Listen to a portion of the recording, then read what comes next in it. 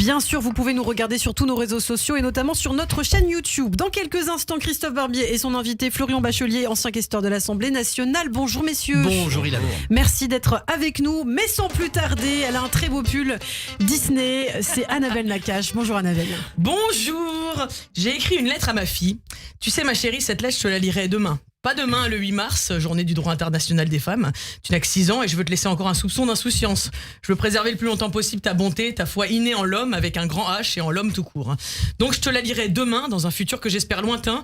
Toi qui es né dans une famille où de génération en génération on ne distingue pas entre filles et garçons. Toi qui as grandi en regardant des Disney, où toutes les princesses n'ont souvent plus de maman d'ailleurs. Blanche-Neige, Cendrillon, Elsa, Anna, Jasmine, Ariel, enfin bref. Mais où tout finit bien. Et j'ai du mal à te l'avouer, mais il y a des princesses pour qui ça ne finit pas bien. Selon avec qui elles se sont mariées, quels mauvais regards elles ont croisés, quelles avances elles ont refusées. Il y en a même pour qui ça commence pas bien, selon la famille ou le pays où elles sont nées. Alors pour que tu puisses comprendre par quoi il faut en passer pour être une femme, je t'ai fait un medley de ce que serait un Disney, mais en vrai. Alors pour commencer, il y a la difficulté d'être une femme au quotidien dans un pays dit civilisé. Le matin je me réveille, j'ai 15 000 trucs à faire. Vite je range le bordel, faut que la maison brille. Je me maquille, je me coiffe, je m'habille pour être sûr de plaire. En préparant les gamins, il me faudrait 50 mains. Dans le métro, je veux pas me faire agresser. Et je gagne moins de blé que mes collègues machos. Et cette charge mentale, j'en ai vraiment plein le dos. Je me demande si c'est la vraie vie. Et puis il y a la lutte des femmes dans les pays où elles n'auraient jamais voulu être nées, Afghanistan, Iran et autres états tyrans. Cache tes cheveux, ne parle pas, fais attention ou tu ne survivras pas. Pas d'instruction ni d'enseignement, c'est le châtiment. Rabaissé, humilié, je ne me tairai plus jamais. Enfermé, oppressé, c'est décidé, je m'en vais. Aujourd'hui, je crie femme, vie, liberté. C'est la seule chose à faire. Le courage, c'est dénoncer l'odieuse vérité. Et il y a aussi toutes ces femmes nées au bon endroit, dans la bonne famille, mais qui se sont trouvées dans les mains des mauvaises personnes, victimes de violences conjugales ou otages de terroristes barbares. Un jour viendra, je partirai sans aucun regret, loin de l'enfer, vivre sur ma terre. Sortir de là.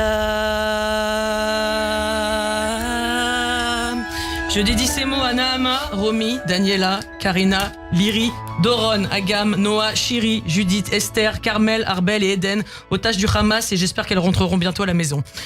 Et oui ma fille, je te lirai cette lettre demain, car aujourd'hui l'ONU a enfin publié un rapport qui reconnaît les atrocités qu'ont subies les Israéliennes. Au bout de 5 mois, on devrait créer une nouvelle épreuve pour les JO, le record de vitesse de reconnaissance de violences sexuelles. Le moins rapide à gagner, c'est l'ONU qui gagne. Quoique, pas sûr. Il y en a qui ont toujours pas reconnu les violences faites aux autres, mais qui ont bien sûr connaître celles faites à elles-mêmes. Je pense à cette députée dont je tairai le nom, qui avait ce rire pour parler du 7 octobre.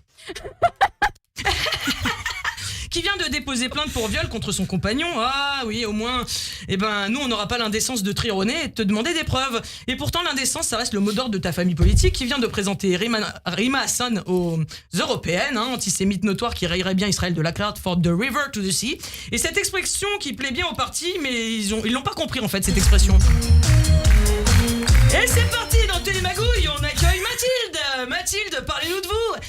Oui, je m'appelle Mathilde, j'ai 35 ans, je suis députée LFI, mais je compte pas faire ça toute ma vie. Je compte faire présidente de la République ou la future Marianne. Mon passe-temps, c'est de dire que tout est de la faute à Israël et j'adore faire des photomontages avec Simone Veil. On va commencer les questions. C'est parti, où se trouve le Jourdain? Michael Jourdain, il se trouve aux États-Unis à Chicago Bulls. Faux, comment s'appellent les 3 otages français? Riri, Fifi et Loulou. Faux, offert au AD Orient. Elle est tombée dans le panneau, Mathilde. Demain, l'IVG l'IVG rentrera dans la Constitution. Demain, les femmes se battront encore et toujours pour leurs droits. Demain, les otages seront peut-être rentrés. Les Iraniennes, cheveux au vent. Les Afghanes à l'école. Les femmes mieux protégées contre les violences conjugales. Et je te lirai donc cette lettre demain. Et en attendant que le monde aille mieux et que tous les otages reviennent, on peut toujours rêver. Alors moi, je te souhaite et je vous souhaite à tous une bonne journée. Eh bien, merci beaucoup Annabelle Nakache et bravo, on peut applaudir Annabelle pour toutes ces chansons. Je vous conseille Bravo. Vivante, un reportage sur Absolument, Canal+, fait on en a par parlé ce Sarah matin. Baron. Voilà. On en a parlé avec Sarah ce matin, effectivement. Merci beaucoup Annabelle. Tout de suite l'invité de Christophe Barbier, Florian Bachelier, ancien questeur de l'Assemblée nationale.